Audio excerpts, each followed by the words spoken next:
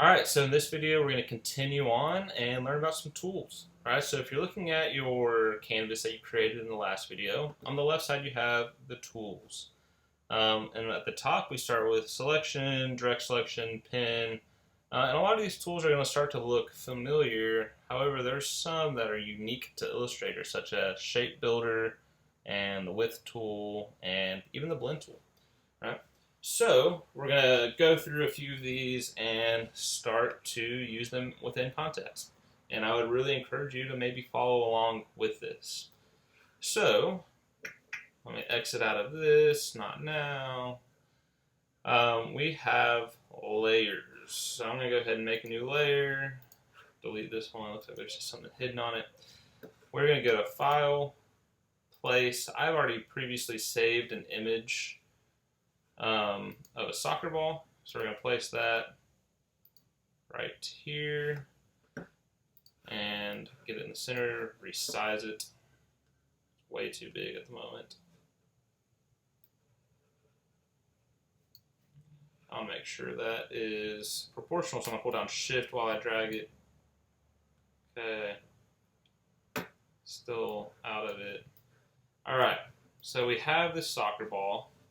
What I want to do is I want to double click on this layer and I want to click Template. Template not only dims it, but it also locks it in place. So I can trace over. I'm going to create a new layer. And I'm going to use probably one of the more useful tools in the pen tool.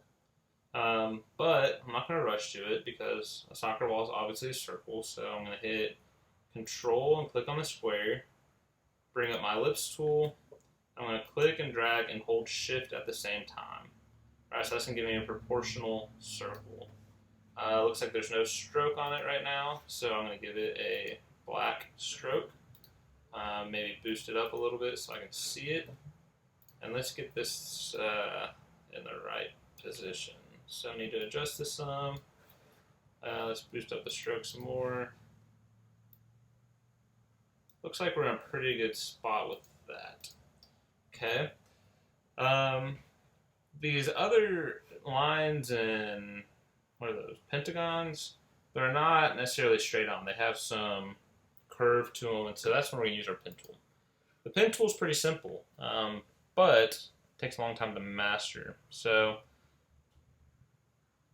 the easy way to do it would be click, move on to the next point, click, move to the next point, click, move, etc., etc. The problem is that these are not straight lines, as you can see, right? This is curved with the contour of the ball.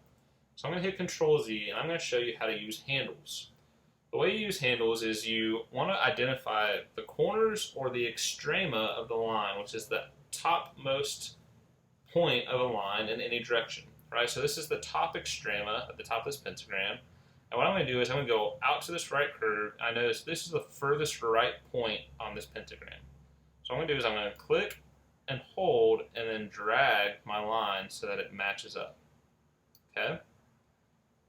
Great.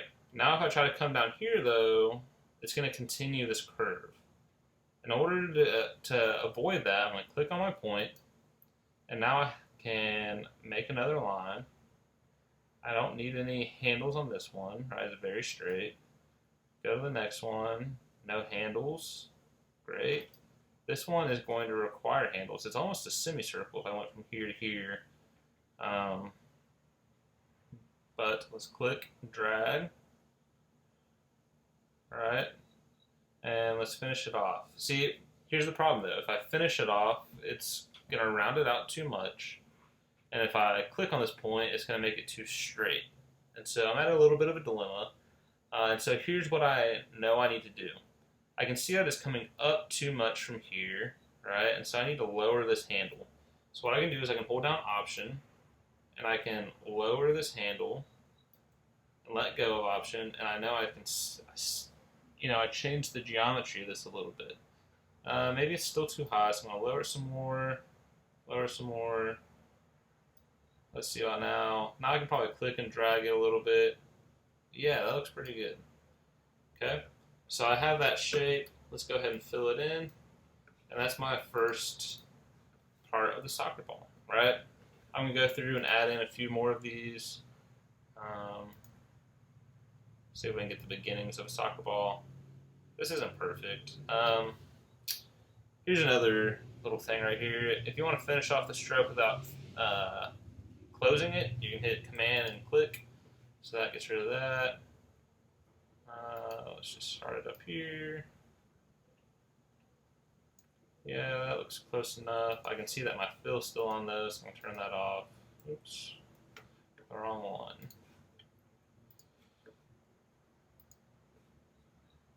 Alright.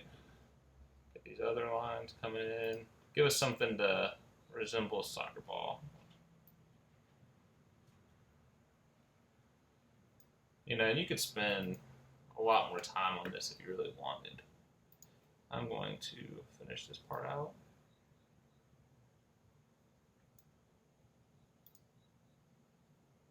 Alright, I can see on this one, the extrema of it, right, the furthest left point is somewhere right about here. I might just go ahead and click up here and then try to use my handles to really stretch out this line. Alright, and that looks good to me.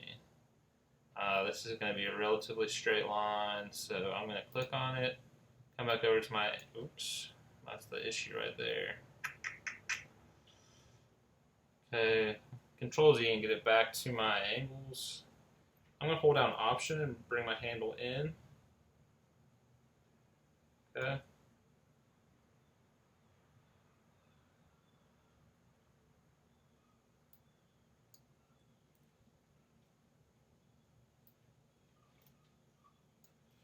You know what? I am going to click on this. It's wanting me to get rid of that anchor point. I don't want to do that. So I'm going to click here, Command click, and then what I can do, this is a good chance to show. I can take this direct selection tool, zoom in over here. I can click on this anchor point, and if I click, I can kind of readjust it. So there we go. We have that coming together. Let's go ahead and get this curve.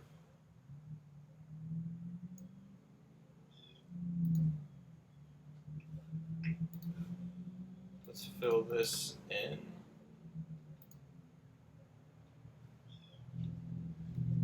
Okay.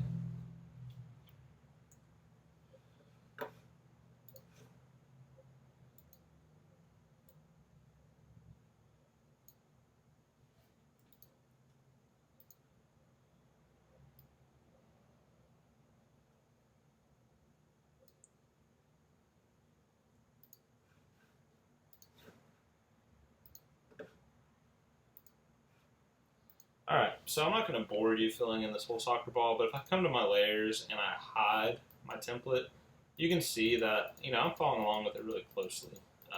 There's really not much difference with the part that I've completed. And so this is a great way to, you know, begin with an idea that you find and then maybe make some edits to it, right?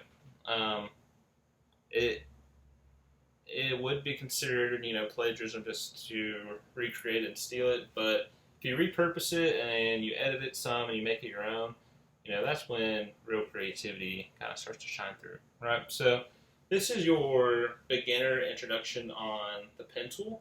And your assignment for this is really just to go find an image on Google, right?